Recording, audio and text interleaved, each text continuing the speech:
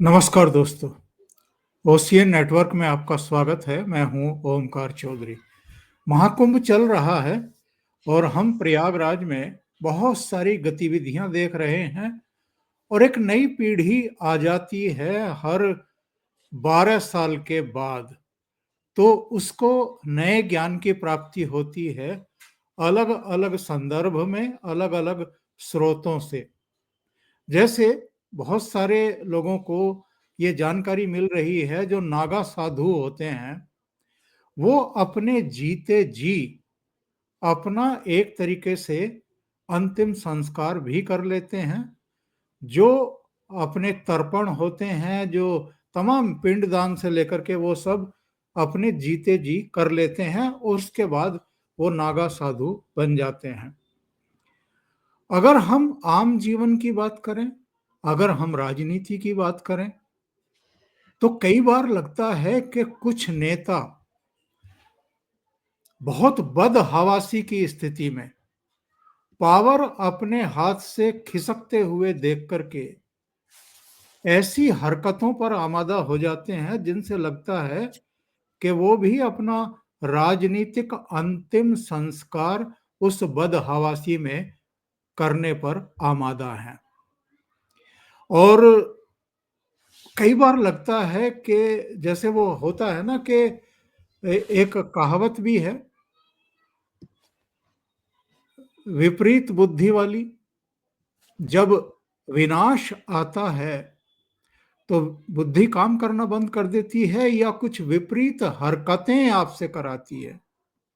और कई बार आप लोगों को या तो मूर्ख समझते हैं या नासमझ समझते हैं, या ये मानते हैं कि जो हम समझा देंगे लोग वैसा ही मान लेंगे। और जब कोई राजनीतिक भंवर में फंस जाता है, अगर किसी की कश्ती फंस जाती है, तो उसके बाद जो बहुत विशेषज्ञ गोताखोर होते हैं उनका कहना ये है कि ऐसे लोगों को तो वो भी नहीं बचा पाते हैं। आज दिल्ली में जो सिचुएशन पैदा हो गई है, जिस तरह इस चुनाव में भारतीय जनता पार्टी ने अरविंद केजरीवाल एंड कंपनी को घेरा है, और कांग्रेस भी बेमन से ही सही, मजबूरी में ही सही, दिखावे में ही सही, लेकिन लड़ने के लिए मजबूर हो गई है। ऐसे में अरविंद केजरीवाल को अपनी नैया भंवर में फंसी हुई और डूबती हुई दिखाई दे रही है। ऐसे में वो ऐसी बहुत सारी बातें कर रहे हैं जो हास्यास्पद भी हैं, जिन पर तरस भी आ रहा है, गुस्सा भी आ रहा है, और एक मांग उठने लगी है कि ऐसे आदमी को तो वहीं होना चाहिए जहां 5.5 महीने ये अभी रह करके आए हैं, कुछ ही महीने पहले। सीधे जुड़ लेते हैं आपके चिर परिचित और बड़े सुलझे हुए विवेचनाकार अनुपम के सिंह के साथ में, और फिर इस चर्चा को आगे बढ़ाते हैं। अनुपम जी, बहुत स्वागत है। नमस्कार। धन्यवाद सर, और ओशियन नेटवर्क के सभी दर्शकों का भी बहुत बहुत धन्यवाद। अनुपम जी, अरविंद केजरीवाल ने कल जो कुछ कहा कि जी साहब यमुना नदी में जहर घोल दिया गया है और दिल्ली को मारने की साजिश रच रही है हरियाणा सरकार, उस पर हरियाणा के मुख्यमंत्री का रिएक्शन सुन लेते हैं और उसके बाद फिर आपका कमेंट लेंगे। जी कि जल बोर्ड के इंजीनियरों ने पानी को दिल्ली आने से रोक दिया क्योंकि उन्हें पता लगा कि इसमें जहर है। मैं अरविंद केजरीवाल से पूछना चाहता हूं कि यह किस दिन की बात है? इंजीनियरों ने किस तरह निष्कर्ष निकाला कि इसमें जहर है? केजरीवाल बताए कि कौन सा जहर डाला गया, कितने टन जहर डाला गया, फिर बॉर्डर पर पानी को कैसे रोका, कोई दीवार बनाई, कहां बनाई, कितना समय लगा, कितना खर्च हुआ, और फिर हरियाणा ने तो कभी भी पानी नहीं रोका। तो जो पानी रोका इन्होंने वो कहां गया? इस जहरीले पानी से कितनी मछलियां मरी? दिल्ली के पूर्व मुख्यमंत्री अरविंद केजरीवाल ने आज एक बार फिर साबित किया कि घटिया और झूठ की राजनीति करने के मामले में उनका कोई सानी नहीं है। उन्होंने हरियाणा पर जो बेबुनियाद, शर्मनाक, मनगढ़ंत और झूठे आरोप लगाए हैं, उससे केजरीवाल ने आज उस माटी का अपमान किया जहां वो पैदा हुए हैं। हरियाणा के लोग यमुना को एक पवित्र नदी मानते हैं और इसकी पूजा करते हैं। हरियाणा के लोग भला नदी के पानी में जहर क्यों मिलाएंगे? अरविंद केजरीवाल ने वर्ष 2020 में झूठा वायदा दिल्ली की जनता से किया था कि अगर यमुना को दूषित होने से नहीं बचाया तो मैं कभी वोट मांगने नहीं आऊंगा। वे इस वायदे को पूरा नहीं कर सके और अब झूठ बोलकर दिल्ली की जनता को बरगलाने का काम कर रहे हैं। अनुपम जी, कोई भी पार्टी हो, वो लोगों से वोट लेना चाहेगी या उनके प्राण लेना चाहेगी? जी। अरविंद केजरीवाल का जो ताज़ा बयान है, एक तरह से कह लें कि उन्होंने जो पानी वाली बात कही है, तो उनका कहना है कि पानी में ज़हर मिला दिया गया है। बाद में बताया गया कि पानी में जो है हरियाणा ने अमोनिया मिला दिया है और वो जो है यहाँ पर वो भेज रहे हैं। तो अरविंद केजरीवाल ये तो बता रहे हैं कि हरियाणा से ज़हरीला पानी जो है वो दिल्ली में आ रहा है, जो वो आरोप लगा रहे हैं जिसमें कोई सच्चाई नहीं है। लेकिन वो ये नहीं बता रहे हैं इस दौरान लोगों को जो कि दिल्ली की जो ज़हरीली हवा है, पानी में ज़हर है, ये तो विवाद का विषय हो सकता है, इस पे चर्चा हो सकती है। लेकिन हवा में जो ज़हर है, वो तो आपको चारों तरफ दिखाई दे रहा है, वो महसूस भी हो रहा है। वो लोगों की तबीयत खराब हो रही है। नवंबर, दिसंबर, जनवरी में खासकर जो हालत होती है, तो पहले ये जब पंजाब में इनकी सरकार नहीं थी, तब ये पंजाब पर सारा आरोप मढ़ देते थे और कह देते थे कि पंजाब से जो है ज़हरीली हवा वो दिल्ली में आ रही है। जब पंजाब में इनकी सरकार बन गई, तब ये भगवंत मान की मौजूदगी में स्टेज पर चढ़ के कहते हैं कि किसान थोड़े ना ज़िम्मेदार हैं ये पराली जलाने के लिए, इसके लिए तो हम लोग ज़िम्मेदार हैं, हमने उन्हें कोई समाधान नहीं दिया है। तो अब तो आपके पास सरकार है, फिर भी आप समाधान नहीं दे पाए। तो अब ज़हरीली हवा से ध्यान भटकाने के लिए इन्होंने ये ज़हरीले पानी वाला जो पूरा षड्यंत्र है, ये समझ लीजिए कि अरविंद केजरीवाल ने रचा है। और अभी आपने जो बयान चलाया नायब सिंह सैनी का, तो नायब सिंह सैनी बहुत सीधे-साधे नेता है, जहाँ तक मतलब उनके बारे में मैंने सुना है। राजनीति में भी संघ बैकग्राउंड से आए हुए हैं, उस तरीके की चालबाजियाँ जो हैं वो उनको नहीं पता। अभी कुछ दिन पहले भी हम लोग देख रहे थे, वो अपना जन्मदिन मना रहे थे सफाई कर्मियों के साथ, उनके परिवारों के साथ अपना जन्मदिन मना रहे थे, जो कि एक तरह से कह लें कि जो प्रधानमंत्री नरेंद्र मोदी हैं, उनकी ही विचारधारा है ये चीज़ें उनकी ही शुरू की हुई हैं। तो नायब सिंह सैनी को शायद पता नहीं है कि अरविंद केजरीवाल वोटों के लिए किसी भी हद तक गिरने वाले व्यक्ति हैं, कि ये ज़हरीले पानी वाली बात जो इन्होंने कही है, ये शुरू कहाँ से हुई ये सारी चीज़ें? ये शुरू हुई मुख्यमंत्री योगी आदित्यनाथ की दिल्ली चुनाव में एंट्री से, जहाँ उन्होंने कहा कि हम तो अपनी पूरी कैबिनेट के साथ प्रयागराज में बैठक करके भी आ गए, वहाँ पर हम डुबकी लगा के भी आ गए यमुना में, संगम में। और ये तो हमने भी देखा कैसे वो खेल भी रहे थे उस पानी से, सारे के सारे स्वस्थ हैं। और जो पानी यहाँ तक कि अखिलेश यादव जिस पानी से वो जो अर्घ्य दे रहे हैं, वो पानी एकदम पारदर्शी दिख रहा है पूरा, बहुत साफ और स्वच्छ दिख रहा है। तो उन्होंने यहाँ आकर अरविंद केजरीवाल को जो चुनौती दे दी कि अब आप भी ज़रा यमुना में तो उतर के दिखाइए। ये अलग बात है कि अरविंद केजरीवाल नहीं उतरे, प्रवेश वर्मा ने उनके पुतले को उतार दिया यमुना में। लेकिन ख़ैर उसके बावजूद इन चीज़ों से ध्यान भटकाने के लिए इन्होंने ये हरियाणा पर सारा का सारा ठीकरा फोड़ने का जो है वो किया है। अब ये क्या कहते हैं? अब ये कहते हैं प्रदूषण यूपी से आ रहा है। प्रदूषण यूपी से आ रहा है, गंदा पानी हरियाणा से आ रहा है और पहले जो ज़हरीली हवा थी वो पंजाब से आती थी। फिर आपने क्या किया है पिछले 10 वर्षों में इन चीज़ों से निपटने के लिए? इसी से भागने के लिए ये पूरा तमाशा ये जो है वो रच रहे हैं।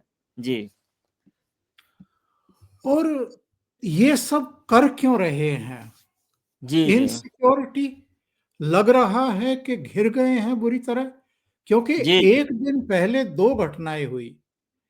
एक घटना तो ये हुई कि अमित शाह प्रयागराज में डुबकी लगा रहे थे और साधु संतों के साथ लगा रहे थे, भगवा योगी जी। वस्त्र धारण किए हुए थे। दूसरी घटना हुई अमृतसर में, वहाँ पर अंबेडकर की मूर्ति को खंडित करने के लिए बाकायदा एक बहुत लंबी और ऊंची सीढ़ी लगा करके एक व्यक्ति चढ़ गया, हथौड़ा लेकर के उसको तोड़ने लगा उनकी गर्दन को, और ये बताते हैं कि उसके ठीक सामने कोतवाली है। जी, जी। कोतवाली से कोई एक्शन होता उससे पहले लोगों ने उसको पकड़ा, पीटा और पुलिस को सौंपा। डॉक्टर अंबेडकर की तस्वीर लगा करके ये मीडिया के लिए वीडियो बनाते हैं और भगत सिंह की भी फोटो लगाते हैं। इनकी पत्नी ने तो इनकी भी फोटो लगा दी थी जब ये तिहाड़ में थे। तो कहने का आशय ये है कि जिनके नाम पर आप वोट मांगते हैं उनकी प्रतिमा तक की आप सुरक्षा नहीं कर पा रहे हैं। दिल्ली में दलितों की संख्या काफी है। सेंट्रल दिल्ली से लेकर के कई सीटों पर निर्णायक मतों की संख्या है उनकी, वो उलटफेर कर सकते हैं।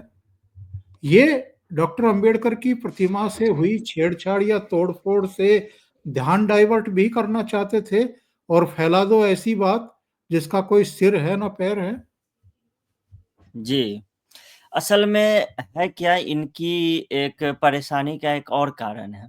इसका कारण ये है कि जब अमित शाह का एक बयान याद होगा संसद में चला था और कांग्रेस ने उसका काफ़ी विरोध किया था देश भर में, लेकिन दिल्ली में ये मामला अरविंद केजरीवाल ने हाईजैक कर लिया था। उन्हें एक मुद्दा मिल गया था कि हम भाई अंबेडकर के मुद्दे पर घेर सकते हैं अमित शाह को, और इन्होंने काफ़ी वो एआई का आजकल कॉम्पिटिशन चल रहा है, एआई से काफ़ी फेक वीडियो जो है वो जनरेट किए जा रहे हैं। आज मैं देख रहा था कि प्रधानमंत्री नरेंद्र मोदी का आवास दिखाते हुए एक एआई से वीडियो इन्होंने जनरेट कर दिया और उसे राजमहल बता दिया है। 200 करोड़ का किचन, 100 करोड़ का, जो मन में आए वो प्राइस टैग इन्होंने चिपका के समझ लीजिए कि लिख दिया है। अब यहाँ क्या है कि ये खुद अंबेडकर वाले मुद्दे पे फँस गए। वहाँ पर जो वीडियो है वो सामने आया, हालाँकि वो जो आकाशदीप जिसने वो मूर्ति को तोड़ा है वो दलित सिख ही है एक तरीके से। लेकिन ये भी बताता है कि मतलब आपने दलितों को किस स्तर तक पहुँचा दिया है वहाँ पर पंजाब में। और दूसरा, ये भाजपा से भी इसीलिए घबराए हुए हैं क्योंकि प्रधानमंत्री नरेंद्र मोदी ने दिल्ली में जो आगाज़ किया एक तरीके से चुनाव प्रचार का, वो कहाँ से किया वो देखिए। वो करते हैं, वो झुग्गी वालों को, यानी झुग्गी बस्ती वाले जो हैं दिल्ली में, उनको मकान देकर करते हैं। और ये तो जानी हुई बात है कि झुग्गी बस्ती में रहने वाले अधिकतर, उसमें अगर सारे नहीं तो हम कह लें कि अधिकतर जो हैं वो दलित समाज से आते हैं। तो बीजेपी ने एक नारा दिया है, जहाँ झुग्गी वहीं मकान, और उसके तहत ही जो है पीएम मोदी ने 1700 गरीब परिवारों को जो है वो चाबियाँ सौंपी थी। अब 1700 परिवार मतलब कम से कम आप समझ लीजिए, अगर 4 लोग भी होंगे एक परिवार में, 5 लोग भी होंगे, तो 8000 9000 का जो आंकड़ा है ये आपको हो जाता है। और 750 झुग्गी है दिल्ली में समझ लीजिए, और 30 लाख लोग उसमें रहते हैं। यानी कह लें कि अरविंद केजरीवाल की मुफ्त सेवाओं की गिरफ्त में जो लोग हैं, वो यही 30 लोग हैं जिन्हें उन्होंने एक तरीके से गिरफ्तार करके अपने अंकुश में, अपने पास में फांस के जो है और रखा हुआ है। और दिल्ली की लगभग, ये दिल्ली की जनसंख्या का 10% मेरे हिसाब से वो बनाते हैं। तो अब इसमें है क्या कि अब देखिए, आतिशी और अरविंद केजरीवाल ने एक पत्र दिया है चुनाव आयोग को और कहा है कि भाजपा जो है जहां झुग्गी वहीं मकान का रजिस्ट्रेशन करवा रही है, और इसीलिए ये उल्लंघन है, आदर्श आचार, ये जो चुनाव आयोग के नियम कानून है उनका उल्लंघन है, और इसीलिए इन पर जो है कार्रवाई होनी चाहिए। यानी पहली बार अरविंद केजरीवाल को जो दलित वोट है, जो दिल्ली में 12 रिजर्व सीटें हैं, वो पिछले दोनों चुनाव से वो आम आदमी पार्टी जो है वो सारी सीटें जीतती रही हैं, और शीला दीक्षित के समय वो सारी सीटें जो हैं वो कांग्रेस जीतती थी। तो उन 12 रिजर्व्ड सीटें जो है, अब अरविंद केजरीवाल जो हैं उन्हें ये डर लग रहा है, कहा जाता है कि उन्हीं रिजर्व सीटों से होकर जो है रास्ता जाता है मुख्यमंत्री बनने का। वहाँ इनकी हालत खस्ता होगी, क्योंकि इनके एक तो मनीष सिसोदिया तो वैसे ही भी पटपटगंज से और जंगपुरा जो है वो भाग चुके हैं। खुद ये अपने सीट पे फँसे हुए हैं, प्रवेश साहिब सिंह वर्मा है वहाँ पे, और संदीप दीक्षित पूरी तैयारी के साथ वहाँ पे लड़ रहे हैं। मुझे लगता है अंत समय में अगर कांग्रेस के साथ इनकी जो डील चल रही है वो हो जाती है, फिर भी संदीप दीक्षित शायद ही आला कमान का निर्देश माने और मजबूती से न लड़े। वो वहाँ पे मजबूती से लड़ेंगे। अरविंद केजरीवाल की दिक्कत ये है कि ये आदमी सेट नहीं हो रहा है। दूसरा, जो मुख्यमंत्री हैं आतिशी, वो खुद भी कालकाजी सीट पर फंसी हुई है। और इधर झुग्गी झोंपड़ियों में जो भाजपा ने अभियान शुरू किया है, पीएम मोदी का मैंने बताया, उसके बाद जो प्रदेश अध्यक्ष हैं वीरेंद्र सचदेवा, उन्होंने झुग्गियों में प्रवास किया है और काफी भाजपा के नेताओं ने भी दलितों के बीच झुग्गी झोपड़ियों में प्रवास किया है। तो इससे अरविंद केजरीवाल डरे हुए हैं और पहली बार जमीन जो है मतलब खिसकती हुई उनके नीचे से नजर आ रही है। और अरविंद केजरीवाल का मुख्य डर दिल्ली हारना नहीं है, सबसे ज्यादा भय वो खा रहे हैं नई दिल्ली विधानसभा सीट पर हार की, क्योंकि उन्हें पता है कि अगर वो वहां से हार जाते हैं तो पार्टी भी टूट जाएगी और सरकार तो जाएगी, सो तो अलग बात है। और यही कारण है, मैं एक नई चीज आपको बता रहा हूं कि पिछले 20 दिनों में दिल्ली विधानसभा चुनाव, जब से ये चुनाव का बिगुल फूंका गया है उसके बाद से लगभग 75 से लेकर 80 करोड़ रुपयों के ड्रग्स और शराब यहाँ पे पकड़े गए हैं। मतलब बहुत ही बड़े स्तर पे शराब बांटा जा रहा है यहाँ पर। 150 किलो लगभग ड्रग्स पकड़े गए हैं और 70,000 लीटर शराब जो है दिल्ली पुलिस ने जब्त किया है। यानी हो सकता है आने वाले दिनों में ये आंकड़ा 1 लाख लीटर का हो जाएगा। जिस विधानसभा चुनाव में 1 महीने के भीतर 1 लाख लीटर शराब पकड़ी जाती है, तो वहां बांटी कितनी गई होगी और कितनी नहीं पकड़ी गई होगी, ये सोचने वाली बात है एक तरीके से। तो पहली बार अरविंद केजरीवाल को ये लग रहा है कि अब दिल्ली में उनका पत्ता जो है वो गुल होने वाला है। वो एक लड़ाई में घिर गए हैं। तभी जिस कांग्रेस को वो भाव तक नहीं देते थे, जिस कांग्रेस पार्टी से गठबंधन की बातचीत तक उन्होंने नहीं की, इंडी गठबंधन के खात्मे का ऐलान कर दिया। आज वही अरविंद केजरीवाल पर्दे के पीछे से कांग्रेस से अगर कोई डील कर रहे हैं, राहुल गांधी की तबीयत अचानक खराब हो जा रही है, वो बिहार में जाकर हरा चना और चिवड़ा खा रहे हैं, और यहाँ पे पता चल रहा है कि यहाँ पे उनकी रैलियां रद्द हो रही हैं। तो अगर ये स्थिति आ गई है तो कुछ न कुछ तो इसमें लग रहा है कि कुछ न कुछ अरविंद केजरीवाल को की है। हालांकि भाजपा के अंदरूनी सर्वे की भी बात मैं बता दूं, भाजपा का अंदरूनी सर्वे जो है वो ये कह रहा है कि अभी भी आम आदमी पार्टी जो है वो थोड़ी बहुत बढ़त में दिल्ली में है। लेकिन बीजेपी को उम्मीद है कि अगले 1 सप्ताह में जो सिनेरियो है पूरा का पूरा, वो तेजी से बदलने वाला है, क्योंकि जो आम आदमी पार्टी का अपना जो वोटर बेस है, समझ लीजिए 20% वोट कांग्रेस के हैं जो छिटक के आम आदमी पार्टी में गए हैं, और इसका जो वोट प्रतिशत है वो 50 के पार हो जाता है। और लोकसभा चुनाव में भाजपा जो है वो उन वोटों को अपने पास ले लेती है। तो कहने का अर्थ ये है कि लोकसभा चुनाव वाला जो वोट प्रतिशत है भाजपा का, वो इंटैक्ट रहे। बस भाजपा इतना ही चाहती है। और दिल्ली के लोग अभी पीड़ित हैं, और पीड़ित लोगों को थोड़ा सा मतलब सहारा, सहानुभूति, इसी की जरूरत होती है, और भाजपा को बस वही करना है, उससे ज्यादा कुछ नहीं। जी, वो म्यूट हैं आप सर। भारतीय जनता पार्टी ने इस बार इनको घेरने की सारी रणनीति तैयार की है। जैसे जी, जो ये लोकप्रिय घोषणाएं करते थे, प्राइम मिनिस्टर ने खुद अपनी स्टेज से कह दिया था कि वो सब जारी रहेगी, बल्कि इनसे अधिक घोषणाएं उन्होंने कर दी हैं। हम्म, इनकी बौखलाहट की एक वजह तो ये है। दूसरी बात ये है कि इस बार बहुत नियोजित तरीके से भारतीय जनता पार्टी का चुनाव प्रचार चल रहा है, अभियान चल रहा है।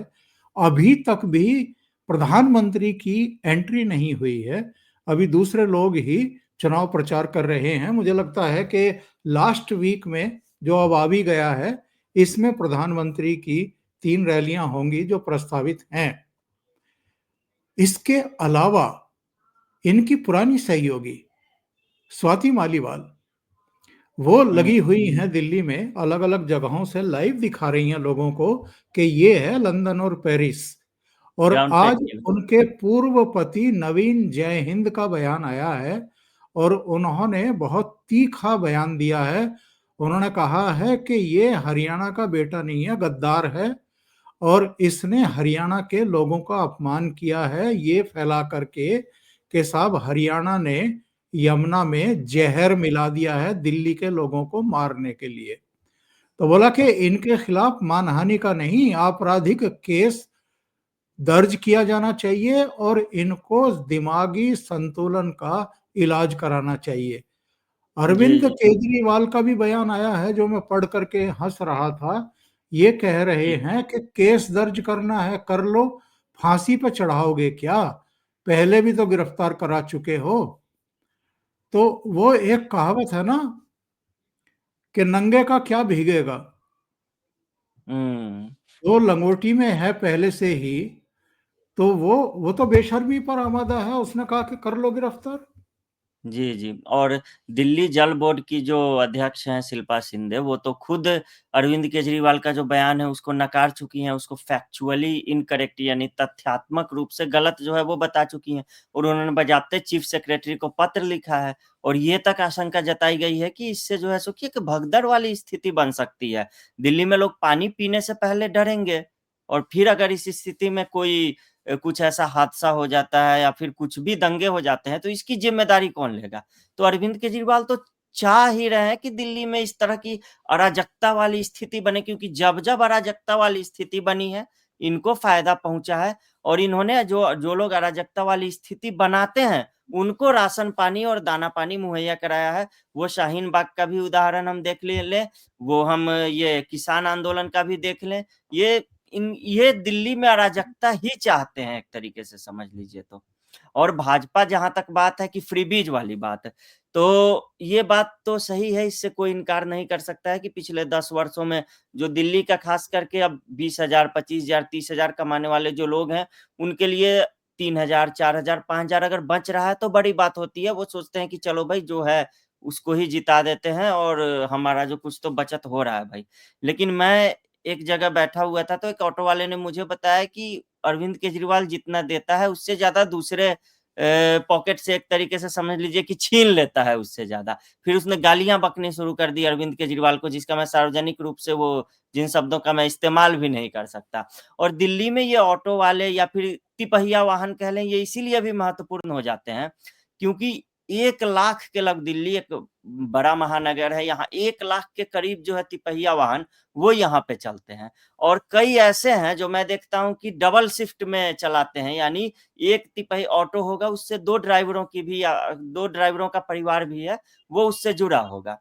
तो यहाँ पे भाजपा ने पहले ही कह दिया है कि जो भी योजनाएँ हैं, वो हम लागू रखेंगे, उसके अलावा हम क्या दे सकते हैं? जैसे ऑटो वालों के लिए उन्होंने कहा हम सुधार बोर्ड बनाएँगे या फिर 10 लाख रुपए का आपका जीवन बीमा देंगे, दुर्घटना की स्थिति में 5 लाख का बीमा हम कराएँगे या फिर आपके बच्चों को छात्रवृत्ति देंगे या फिर रियायती वाहन बीमा का भी उनके लिए ऐलान किया गया है। तो ये सारी चीज़ें हैं जो दिल्ली में भाजपा ने ऑटो वालों के लिए कहा है। तो मान लीजिए अगर 1.5 लाख ऑटो वाले भी हैं, उनके परिवार में 5 लोग भी हैं, तो ये 5-10 लाख लोगों तक भाजपा इसके थ्रू सीधे पहुँच रही है। एक तो झुग्गी वाला अलग हो गया, ये ऑटो वाला अलग हो गया। तो इस तरीके से भाजपा का माइक्रो मैनेजमेंट जो है इस चुनाव में वो चल रहा है। इसी कारण अरविंद केजरीवाल जो अब नए-नए मुद्दे लेके आ रहे हैं, अब उनके ही अपने ही जल बोर्ड के जो लोग हैं, वही उनको झूठा ठहरा रहे हैं। अब इसके बाद तो यही बचता है, इन्हें पता है कि इनकी पार्टी में भी कभी इन्हें इनकी बातों का इसी तरीके से खंडन किया जाएगा और खंडन करने वाले कौन लोग होंगे ये तो अभी चुनाव के बाद खुद ही पता चल जाएगा। तो उस स्थिति से बचने के लिए ये उलूल-जुलूल कुछ-कुछ बयान जो है अपना वो दे रहे हैं। इनको लग रहा है कि मामला हाथों से निकल चुका है और दिसंबर 2023 के 5 राज्यों के चुनाव हों जिनमें से 3 में 205 कैंडिडेट खड़े किए थे, सबकी जमानत जब्त हुई थी। हरियाणा का जी। विधानसभा चुनाव हो, 88 कैंडिडेट खड़े किए, 87 की जमानत जब्त हो गई। गोवा से भी हार के आ पंजाब चुके हैं। पंजाब की 13 लोकसभा सीटें लड़ी, 3 जीत पाए, 10 हार गए। दिल्ली की 4 लड़ी, चारों हार गए। इससे पहले 2019 में 7 लड़ी, सातों हारे। 2014 में सातों हारे। जहां-जहां चुनाव लड़ रहे हैं, हर जगह चारों खाने चित हो रहे हैं। तो अब बदहवासी की स्थिति है। इन्होंने हरियाणा में भी ये नारा उछाला था कि चूंकि आपके लाडले बेटे को मोदी जी ने जेल में डाला है, इसलिए इसके विरोध में आप वोट करिए और इनको यहां से दफा करिए। तो उनको तो दफा नहीं किया, इनको दफा कर दिया। अब आप देखिए, एक लिस्ट लेकर के माइक पर ये कुछ पढ़ रहे थे, वो मैं दर्शकों को सुनाना चाहता हूं, आप भी सुनिए। जी, जी।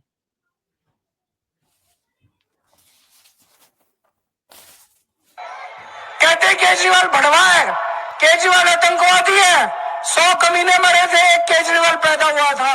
केजरीवाल नमक हराम है, केजरीवाल पाकिस्तानी है, केजरीवाल नक्सलवादी है, केजरीवाल नकली है, केजरीवाल हरामजादा है, केजरीवाल राक्षस है, केजरीवाल मायावी है, केजरीवाल बेशरम है, केजरीवाल धोखेबाज है, केजरीवाल झूठा है, धूर्त है, मक्कार है, गधा है। ये अच्छा, लवणासुर वाला पार्ट छोड़ दिया इन्होंने। बाकी तो सब ठीक है, लेकिन ये भड़वा और हराम ज्यादा है, ये तो मैंने किसी के मुंह से नहीं सुना। ये इन्होंने खुद इजाद किया है क्या? जी, जी, इन्हें इसके ये मतलब ये देख रहे हैं कि ये हेमंत सोरेन वाला मॉडल ये अपनाना चाह रहे हैं।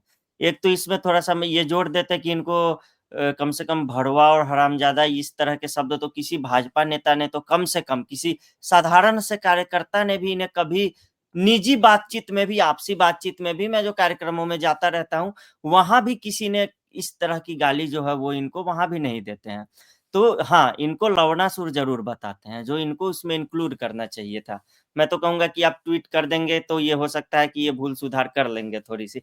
लेकिन ये देख रहे हैं हेमंत सोरेन वाला मॉडल, कि ये देख रहे हैं कि हेमंत सोरेन जेल जाते हैं, फिर वहाँ से वापस आते हैं, फिर उनका जो वोट बैंक है, जो जनजाति है, वो उनके पीछे गोलबंद होता है, फिर वो जीत जाते हैं और कैसे चंपई सोरेन को वो बगावत करते हैं, उनसे अलग हो जाते हैं, फिर भी ये जीत जाते हैं। तो ये देखना है कि हमारी पार्टी में भी तो यही स्थिति है। हमारे खिलाफ भी कई लोग बगावत करने के लिए तैयार हैं और मैं भी तो जेल जा चुका हूँ, तो क्यों ना मैं उस जेल जाने के बाद उसको सहानुभूति की कार्ड के रूप में उसे खेलूँ और फिर दिखाऊँ कि देखो मुझे कैसे गाली दी जा रही है। और ये मुझे लग रहा है मोदी वाला मॉडल भी फ़ॉलो कर रहे हैं।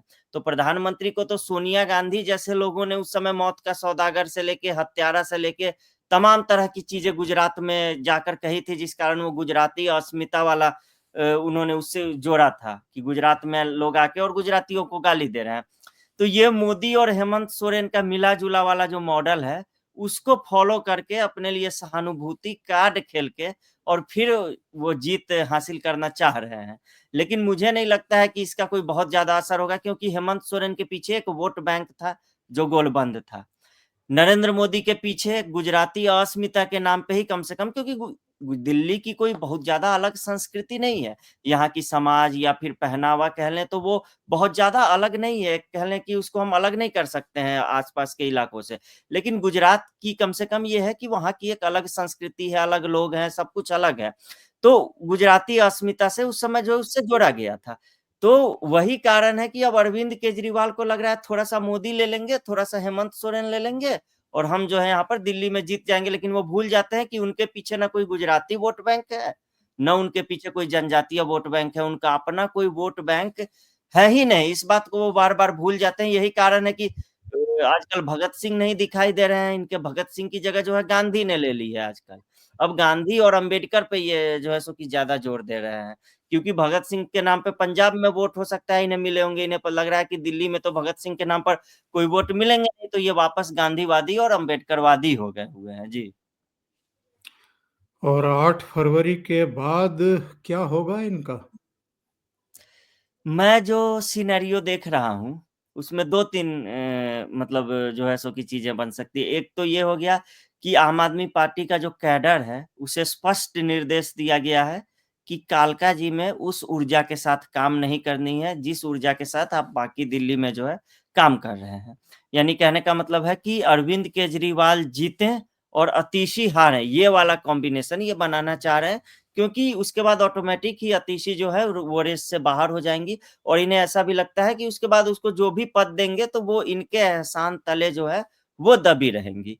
क्योंकि ये कई बार कह चुके हैं कि अतीशी को मुख्यमंत्री बनाया जाना एक अस्थायी व्यवस्था है और मैं ही सीएम के रूप में लौटूँगा। दूसरा, मनीष सिसोदिया को भी माना जा रहा है कि वो अतीशी के गुट से ही हैं, जो यहाँ चर्चा चल रही है। तो कहने का मतलब है कि मनीष सिसोदिया भी हारे, ये भी अरविंद केजरीवाल के गुट के लोग चाह रहे हैं। दूसरी स्थिति ये बनती है कि अरविंद केजरीवाल नई दिल्ली विधानसभा सीट हार जाते हैं और सिसोदिया और अतीशी जो हैं वो जीत जाती हैं। उस स्थिति में क्या होगा?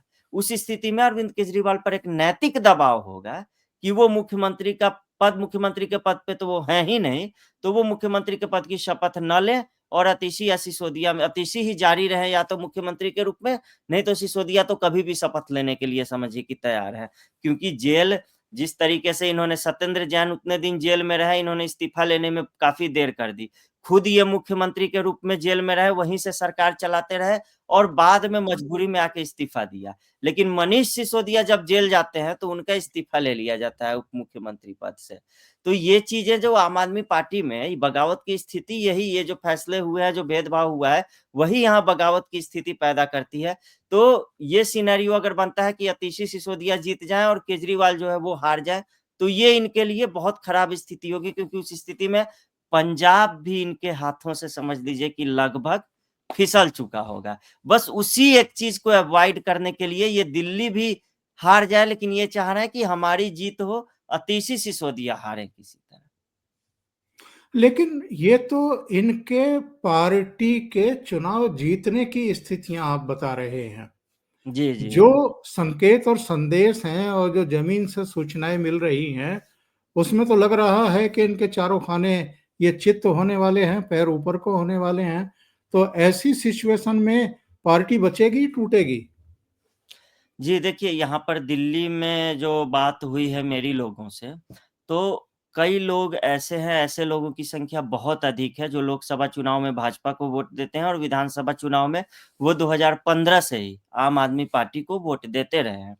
लेकिन अब वही लोग कह रहे हैं कि हमने 1 बार भरोसा कर लिया, हमने 2 बार भरोसा कर लिया। व्यक्तिगत अरविंद केजरीवाल के खिलाफ अगर आम आदमी पार्टी को हम पूरी आम आदमी पार्टी को न भी लें, तो व्यक्तिगत अरविंद केजरीवाल के खिलाफ लोगों में आक्रोश जो है वो एक तरीके से चरम पे है। जो पार्टी के मुखिया हैं या डी फैक्टो मुख्यमंत्री हैं, उनके खिलाफ एंटी इनकम्बेंसी जो है वो चरम पे है। जो भी बुजुर्गों की पार्क्स में बातचीत होती है या फिर लोगों की होती है, उनका ये कहना है कि अब तक तो धोखे में हमें रखा था, हम तो नया समझ के इसको जो है आज़मा रहे थे, लेकिन ये तो एक नंबर का धोखेबाज निकला। और जिस तरीके के ये ड्रामे कर रहे हैं, इन्हें दिल्ली जो है सो कि बिहार या उत्तर प्रदेश या फिर कोई पिछड़ा उड़ीसा नहीं है कि यहाँ पे सोशल मीडिया पर जो भी चल रहा होता है, वो यहाँ के लोगों के फ़ोन में या फिर उस पे पहुँचता है। तो ये मूर्ख अब ज़्यादा दिन तक एक कहा जाता है कि आप बहुत से लोगों को बहुत अधिक दिन तक मूर्ख बना के हमेशा के लिए नहीं रख सकते हैं। तो इन्होंने दिल्ली की जनता को सामूहिक रूप से उनकी चेतना की परीक्षा ली है एक तरीके से। उनके मतलब उनकी बुद्धिमत्ता की परीक्षा ली है इन्होंने। तो अब वही जनता इन्हें जो है बाहर निकालने का रास्ता लगभग दिखा चुकी है। मैं जिस क्षेत्र में रहता हूँ वहाँ से मनीष सिसोदिया जो हैं वो विधायक बनते हैं और उनकी उपलब्धि क्या है? उन अब तो अवध ओझा वहाँ से लड़ रहे हैं। मैं देख रहा था अवध ओझा के काफ़ी पोस्टर लगे हुए हैं और कहीं-कहीं पोस्टरों में से उनका गोल चेहरा बच्चों ने काट के निकाल लिया है या फिर कहीं-कहीं वो गोल चेहरे की जगह जो है काले रंग का कुछ जो है वो कलिख पोत दिया है वहाँ पे। तो वहाँ पे मनीष सिसोदिया की उपलब्धि क्या है कि कहीं डीडीए के फ्लैट में एक इतना बड़ा छोटा-सा गेट लगवाया और वहाँ बड़े-बड़े अक्षरों में बोर्ड लगा के लिख दिया गया है कि ये उप मुख्यमंत्री मनीष सिसोदिया के सौजन्य से और स्थानीय विधायक मनीष सिसोदिया के सौजन्य से लगाया गया है। तो कहने यानी का मतलब गेट गेट जो है वो मनीष सिसोदिया के सौजन्य से लगा है। जी, हाँ, छोटा-सा दरवाज़ा समझ लीजिए और वैसा दरवाज़ा उसे लगाने में मुझे नहीं लगता है कि 3-4 हज़ार से ज़्यादा रुपए लगते होंगे या फिर 2 लोग आए और ठोक के चले गए, लेकिन उसको ये अपनी उपलब्धि के रूप में गिनाते हैं। तो ये मैं उदाहरण दे रहा हूँ, एक स्टैंडर्ड अगर इसको मान लें, तो ये किन उपलब्धियों को लेकर जनता के बीच जा रहे हैं, ये एक सोचने वाली बात होगी। अब वहाँ पे तो अवध ओझा नए चेहरे हैं और उनके खिलाफ भी लोग उनको पता ही नहीं। मैं कुछ दिन पहले ये भी चर्चा चल रही थी कि अवध ओझा विधानसभा सीट अपना चेंज करना चाह रहे हैं या फिर वो चुनाव से वापस जाना चाह रहे हैं, लेकिन फिर उन्हें समझाया गया कि इससे काफ़ी नकारात्मक असर जाएगा कि पार्टी के जो उम्मीदवार हैं वो पाँव पीछे खींच रहे हैं। तो इसी कारण उन्हें कहा गया है कि आप रहिए यहाँ पर और लड़िए चुनाव। ये और बात दूसरी तो अरविंद केजरीवाल के बारे में भी कही जाती है कि वो भी नई दिल्ली से भागना चाहते थे, लेकिन लोगों का कहना था कि आपने अगर अपनी सीट बदली संदीप दीक्षित और प्रवेश वर्मा के भय में, तो पूरी दिल्ली हारेंगे आप। बहुत गलत मैसेज जाएगा। मनीष सिसोदिया के लिए तो एक तरह से जेल जाना वरदान ही साबित हुआ कि वो जो है सो कि बड़ी आसानी से अपनी सीट चेंज करके ले गए और एक जहाँ पे मुस्लिमों और सिखों की अच्छी खासी जनसंख्या है, वहाँ से वो लड़ रहे हैं क्योंकि अभी लाइमलाइट उन पे नहीं है। हो सकता है अभी वो उप मुख्यमंत्री रहते दिल्ली एक अकेला ऐसा कह लें प्रदेश है जहाँ पे शिक्षा और शराब एक ही व्यक्ति को दोनों विभागों की जिम्मेदारी दी गई थी। लेकिन अब मनीष सिसोदिया के ऊपर से सारी लाइमलाइट जो है वो हट चुकी है और अरविंद केजरीवाल के ऊपर है। यही कारण है कि जब मनीष सिसोदिया के सीट चेंज करने की इतनी चर्चा हुई, तो अरविंद केजरीवाल अगर सीट चेंज करते तो सारा का सारा मामला ही गड़बड़ हो जाता और उन्हें बिल्कुल। जो दिक्कत है वो भाजपा से नहीं है या फिर पब्लिक से नहीं, उन्हें दिक्कत अपनी पार्टी से है, अपनी पार्टी के लोगों से। उन्हें अभी कुछ दिन पहले पंजाब सरकार चुनाव आयोग ने एक बार कहा और पंजाब सरकार ने उनकी सुरक्षा हटा दी। पंजाब का प्राइवेट जेट जो है सरकार का, वो इनके लिए इस्तेमाल में आ रहा था। तो भगवंत मान भी तो कहीं न कहीं तो रास्ता देख रहे हैं ना अपने लिए, क्योंकि इससे पहले भी कई बार ऐसी खबरें आ चुकी है, जब अरविंद केजरीवाल कमज़ोर होते हैं, तब भगवंत मान जो है वो कुछ न कुछ किसी न किसी तरह की कोशिश में लग जाते हैं, ऐसी खबरें आती हैं। तो 8 फरवरी का जितना ज़्यादा भाजपा को इंतज़ार है, उससे ज़्यादा आम आदमी पार्टी के भीतर जो गुट बने हुए हैं, उनको उससे ज़्यादा इंतज़ार है और वो उसके बाद किस तरह के पार्टी में इक्वेशन बनेंगे। पार्टी टूटेगी ये तय है। पंजाब वाली अलग हो जाएगी, दिल्ली वाली अलग हो जाएगी। दिल्ली वाली में भी 2 फाड़ होगी, ये भी मतलब तय ही मान के चलिए, अगर आम आदमी पार्टी हारती है उस स्थिति में। और भाजपा का जितना आक्रामक चुनाव प्रचार चल रहा है, हालाँकि बीच में कुछ देर के लिए भाजपा बैकफुट पर गई थी, जब वो पूर्वांचल वाला मुद्दा उछाला गया था और ऋतुराज गोविंद नाम का एक विधायक जो है वो काफ़ी उकसा रहा था शहजाद पूनावाला को, और इन्होंने वो झा सरनेम को लेकर कह दिया था कि मैं भी चाहूँ तो ऐसा कह सकता हूँ, लेकिन कहूँगा नहीं। लेकिन बाद में पब्लिक ने ये भी देख लिया कि जिस व्यक्ति के नाम पर ये पूर्वांचलियों को भाजपा के विरोध में गोलबंद करने चले हैं, वो आदमी खुद हिमाचल प्रदेश से आता है और वो अपने सरनेम में झा शब्द का इस्तेमाल नहीं करता है, एफिडेविट में झा लिखने में उसे शर्म आती है, उसे खुद, तो फिर उसके नाम पे पूर्वांचली क्यों भई वो होगा, आंदोलित होगा। तो यही कारण है कि अब भाजपा उसने जैसे ही लोगों को ये समझाया, उसके बाद फिर से भाजपा जो है वो गेम में वापस आ गई। और मेरा ये कहना है कि ये जो तिपहिया वाहन चलाने वाले हैं, झुग्गियों में रहने वाले हैं और जो पूर्वांचल के लोग हैं, ये 3 मिलके आम आदमी पार्टी की जो है समझ लीजिए यहाँ पे कब्र खोद देंगे। और जो मैं अरविंद केजरीवाल के बारे में कह रहा था कि वो नागा साधु बनने पर उतारू हैं, वही बात तो राहुल गांधी और कांग्रेस के ऊपर भी लागू होती है। अभी देखिए मल्लिकार्जुन खड़गे ने क्या बयान दिया है मध्य प्रदेश में। उन्होंने जी। तो एक बड़ा कंट्रोवर्शियल बवाल खड़ा करने वाला बयान दिया है कि जी गंगा में डुबकी लगाने से कौन सा गरीबी कम होती है, और हजारों रुपया खर्च करके वहां जा रहे हैं, इससे जी। किसकी गरीबी खत्म होगी। क्या इन लोगों को इतनी समझ नहीं है कि अकेले महाकुंभ से ही उत्तर प्रदेश सरकार के कोष में 2 लाख करोड़ से अधिक रेवेन्यू आने वाला है, और टोटल जो रेवेन्यू जनरेट होगा महाकुंभ से वो करीब 4 लाख करोड़ होगा। तो उससे रोजगार मिलेगा कि नहीं मिलेगा किसी को, वो भी छोड़ दें। तो जिस तरीके का ये आत्मघाती रवैया इस समय दिल्ली के चुनाव में फिर से दोहरा रहे हैं 2020 वाला, उससे ये कांग्रेस को कहां लेकर के जाएंगे। जी। एक अभी मध्य प्रदेश में महू वाला जो वहाँ से उन्होंने जो बयान दिया है, वो वहाँ पे एक उस जगह का भी महत्व है, राजनीतिक रूप से कह लें ज़्यादा महत्व है, क्योंकि वो बाबा साहब डॉक्टर भीमराव अंबेडकर की जो है वो जन्मस्थली है। तो मुझे लगता है कि इस सबसे अच्छा जवाब मल्लिकार्जुन खड़गे को इस बयान से पहले ही उस नैरेटिव पे भाजपा को जो है घेरना चाहिए था, इनको खड़गे को, लेकिन कहीं न कहीं मुझे लगता है भाजपा इसमें थोड़ी-सी चूक गई। शिवराज सिंह चौहान ने एक ट्वीट किया था और फेसबुक पर भी तमाम सोशल मीडिया प्लेटफ़ॉर्म्स पर उन्होंने लिखा था और उन्होंने ये कहा था कि अगर आप महू आ रहे हैं, तो फिर जो बाबा साहब का स्मारक है, उसको भी देख लीजिए। जो वहाँ पे बना हुआ है, और ये भी देख लीजिए कि उसे बनवाया किसने है, और ये भी देख लीजिए कि किसकी सरकारें थीं जब वहाँ पर काम जो है वो रोक दिया गया। शिवराज सिंह चौहान ने ये पूरा लिख के बताया, लेकिन मुझे लगता है कहीं न कहीं अगर इस मामले को उसी समय उठाया जाता है एकदम काफ़ी ज़ोर-शोर से, कि ये जहाँ पे जा रहे हैं वहाँ पे जो क तमाम कार्य हैं वो भाजपा सरकार ने करवाए हैं अम्बेडकर की जन्मस्थली पर, तब शायद जो है थोड़ा-सा इसमें बैलेंस बनता। लेकिन वहां पे खड़गे पहुंच जाते हैं, लेकिन जो काम भाजपा को करना चाहिए था वो खड़गे नहीं कर दिया वहां से महाकुंभ पर बयान देकर। तो महाकुंभ पर बयान देने वाले वो पहले नेता भी नहीं है, इससे पहले उनकी ही पार्टी के नेता कह चुके हैं कि कोई कह चुका है कि पापी लोग जाते हैं महाकुंभ में, कोई कह चुका है वहां पे जो है सो कि मलमूत्र का पानी है, तो कोई कुछ कह चुका, हाँ कोई कह चुका है कि वहाँ काफी अनहाइजेनिक है, वहाँ लोगों को बीमारियां हो रही हैं। तो एक तरीके से अपनी पार्टी की जो सोच है, पार्टी की विचारधारा है, उसी को मल्लिकार्जुन खड़गे ने जो है वो आगे बढ़ाया। किनके तुष्टिकरण के लिए? तो उनके तुष्टिकरण के लिए जिन्होंने खड़गे के ही परिवार के लोगों को मार डाला था, कभी पहले की बात है ये। उनके तुष्टिकरण के लिए खड़गे ने जो है सो कि हिंदुओं को गाली देने के ये काम किया है। और फिर इनकी बेशर्मी देखिए, ये एकदम कैलकुलेटेड था, क्योंकि ऐसा नहीं था कि अचानक इनके मुंह से ऐसा कुछ निकल गया।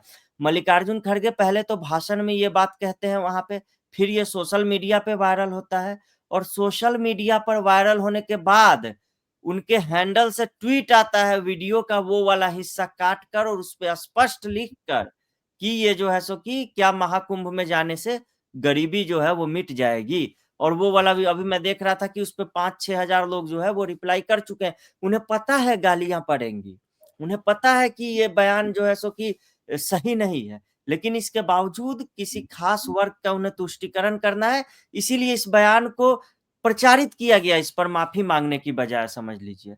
तो और मल्लिका संभवतः इसलिए भी कि अखिलेश यादव चूंकि डुबकी लगा आए, तो कांग्रेस को हम्म लग रहा होगा कि ये मौका है, जब मुस्लिमों को संतुष्ट करो, उनको बताओ कि देखो हम महाकुंभ के खिलाफ हैं, और अखिलेश यादव तो महाकुंभ में जाकर के हिंदुत्ववादी अपने आप को शो कर रहे हैं, हम नहीं कर रहे।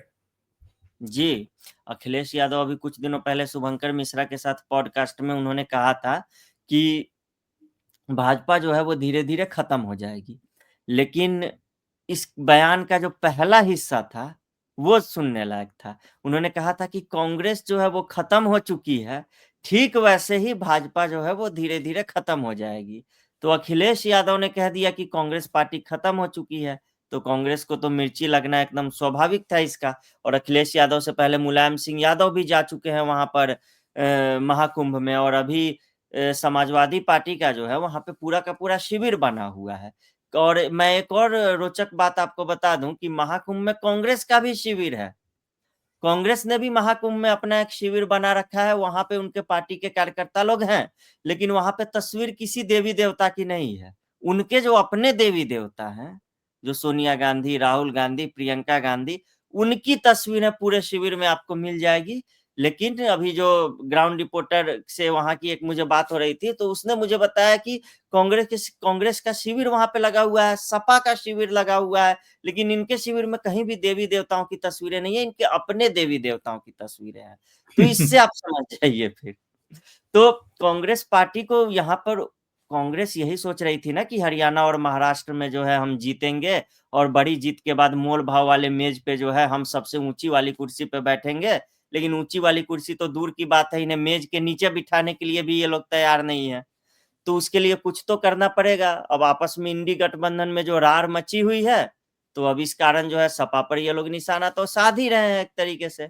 और मिल्कीपुर विधानसभा उपचुनाव में यहाँ भी ये भी एक कारण है कि यहाँ इन्हें मजबूरी में अगर ये प्रत्याशी उतारते, तो फिर अवधेश प्रसाद को ट्रॉफी लेकर घूमने वाले सिर्फ अखिलेश यादव ही नहीं है, राहुल गांधी भी उन्हें अपने बगल में बिठाते थे और ट्रॉफी की तरह उन्हें लेके घूमते थे। उनके ही बेटे के खिलाफ कांग्रेस अगर प्रत्याशी उतारे, तो ये भी गलत संदेश जाता। तो ये मजबूरी का गठबंधन है, जहां इन्हें वही करना है जो सपा चाहेगी। क्योंकि अभी राहुल गांधी कुछ दिनों पहले बिहार गए थे, वहां क्यों गए थे ये भी देखिए। बिहार में पिछले कई दिनों से जो कांग्रेस के स्थानीय नेता हैं, अखिलेश सिंह समेत तमाम जो नेता हैं, वो बार बार मांग कर रहे थे कि हमें 70 सीटों पर विधानसभा चुनाव जो है वो लड़ना है।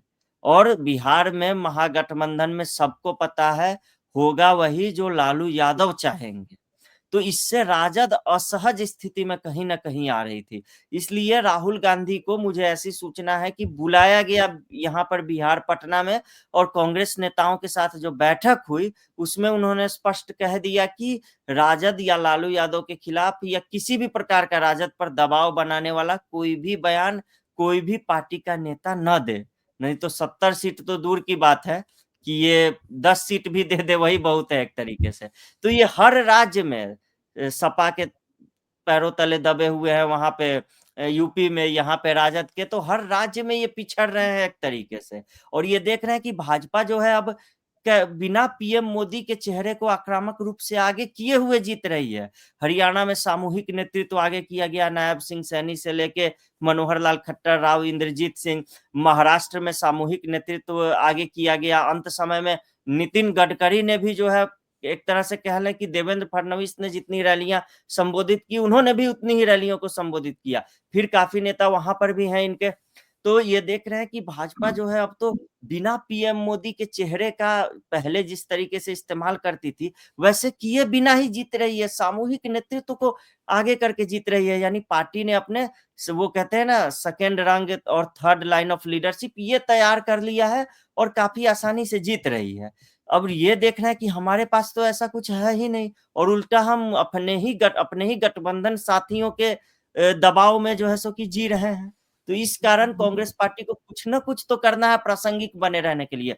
अभी कुछ दिनों पहले राहुल गांधी का भी जो दिल्ली में बयान आया था, वो भी उसी कड़ी में मान लीजिए अब मल्लिकार्जुन खड़गे बयान दे रहे हैं। और ये अभी महाकुंभ में अभी तो मौनी अमावस्या के दिन लगभग अंदाजा है कि 10 करोड़ लोग जो है स्नान करेंगे। फिर बसंत पंचमी तक लगातार अगला एक सप्ताह जो है वो बहुत वहां पे भीड़ भाड़ वाला रहने वाला है। और ये लोग कांग्रेस में बैठे जो भी तत्व हैं वो मना रहे होंगे कि कुछ ना कुछ गड़बड़ हो जाए, क्योंकि गीता प्रेस में जो आग लगी थी तो उसमें इनको मसाला नहीं मिल पाया, नैरेटिव नहीं मिल पाया। तो इस चक्कर में है कि कुछ तो ऐसा मिले जिससे कुंभ के खिलाफ, महाकुंभ के खिलाफ हम जो है नैरेटिव बना सके। तो इस इंतजार में ये लोग हैं, और प्रासंगिक बने रहने के लिए अगले कुछ दिनों में और भी इस तरह के भड़काऊ बयान जो है वो आए तो आश्चर्य नहीं होना चाहिए। कल एक दिग्विजय सिंह का वीडियो आया था और मुझे देख करके हंसी भी आ रही थी और इन लोगों पर तरस भी आ रहा था। हम दर्शकों को भी दिखाते हैं उस वीडियो को। जय बापू, ये जय भीम है और ये जय संविधान है जो मेरे दिल में बसा हुआ है। धन्यवाद। मतलब बहरूपिया बनने की कांग्रेस में होड़ लगी हुई है। और ये देखिए राहुल गांधी का चित्र, ये भी जय भीम का दुपट्टा पहनने के लिए अब अभिशप्त हो गए हैं। और ये इनकी हालत प्रधानमंत्री नरेंद्र मोदी ने लोकसभा में जो अंबेडकर का अपमान नेहरू से लेकर के इनकी पूरी पीढ़ियों ने किया है, उनको भारत रत्न तक नहीं दिया। और अमित शाह ने राज्यसभा में जो इनकी धुलाई की थी, उसके बाद से इनको ये दौरे पड़ने शुरू हुए हैं। जय भीम का नारा लगाओ, वैसे दुपट्टे डालो और अपने आप को अंबेडकर भक्त घोषित करो। यानी नेहरू को भूल गए, इंदिरा को भूल गए, राजीव गांधी को भूल गए जो 3-3 भारत रत्न है इनके परिवार में, और अंबेडकर का जय भीम का नारा लगा रहे हैं आजकल। जी, सबसे पहले तो मुझे लगता है अगर ये जितना भीमवादी बने, जितना अम्बेडकरवादी बने, तो इससे भाजपा को डरने की कोई ज़रूरत नहीं है। इससे डरे चंद्रशेखर रावण, इससे डरे मायावती, इससे डरे ओम प्रकाश राजभर, जितने भी मतलब जो भी दलित जातियों के नाम पर जो पार्टियाँ जिन लोगों ने बना रखी है और दलितों के वोट लेते हैं, तो वो इनसे डरेंगे। और वो जितना इनसे डरेंगे एक तरीके से, उतना समझ लीजिए कांग्रेस से दूर भागेंगे और कांग्रेस के खिलाफ एक तरीके से आक्रामक होंगे।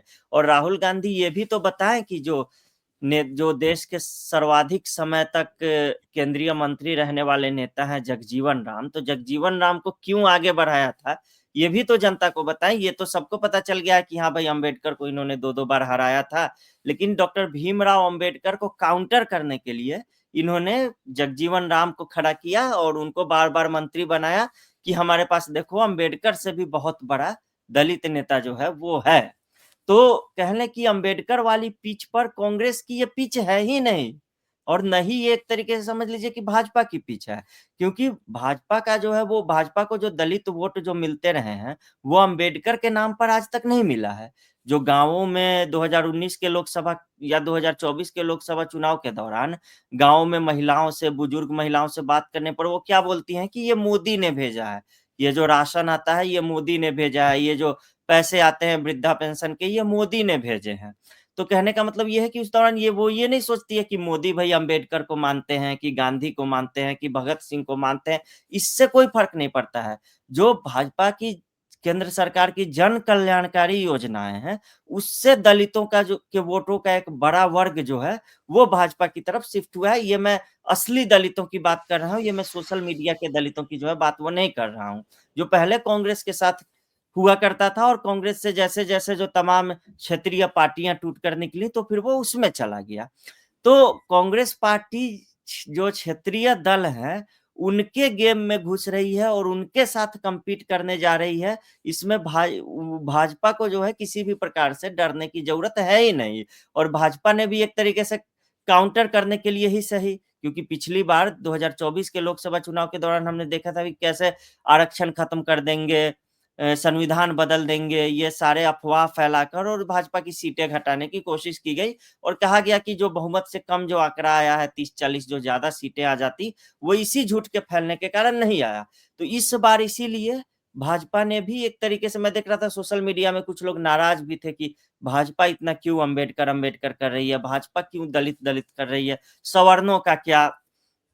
तो भाजपा ने सीख लिया है 2024 के लोकसभा चुनाव से और यही कारण है कि संसद में अमित शाह का बयान जो है वो वायरल होता है। उसके अगले ही दिन खुद अमित शाह प्रेस कॉन्फ्रेंस करने आ जाते हैं और भाजपा जगह-जगह प्रेस कॉन्फ्रेंस करके बताती है। खुद प्रधानमंत्री आ जाते हैं संसद में और बताते हैं कि कैसे इन्होंने जो है सो कि अम्बेडकर को हराया और भीमराव अम्बेडकर का कितनी बार इन्होंने अपमान किया, कैसे अपमानित किया और तुरंत जो है प्रतिक्रिया जो है वो दी जाती है। तो कहने का मतलब है कि अगर आपको उनको काउंटर करना है तो थोड़ा-सा वो मतलब अपने जो लीक से हटना ही पड़ेगा आपको। तो बिल्कुल, इस बार बिल्कुल। मुझे लगता है कि इस बार भाजपा ने बहुत अच्छे से प्रतिक्रिया दी है इनके पूरे प्रपंच का और अम्बेडकर वाली पिच कांग्रेस की है ही नहीं, इस पर ये फेल होंगे। अनुपम जी, बहुत-बहुत धन्यवाद ओशियन नेटवर्क के लिए इतना समय निकालने के लिए और कई मुद्दों पर बहुत महत्वपूर्ण चर्चा करने के लिए। Thank you so much. धन्यवाद सर। नमस्कार।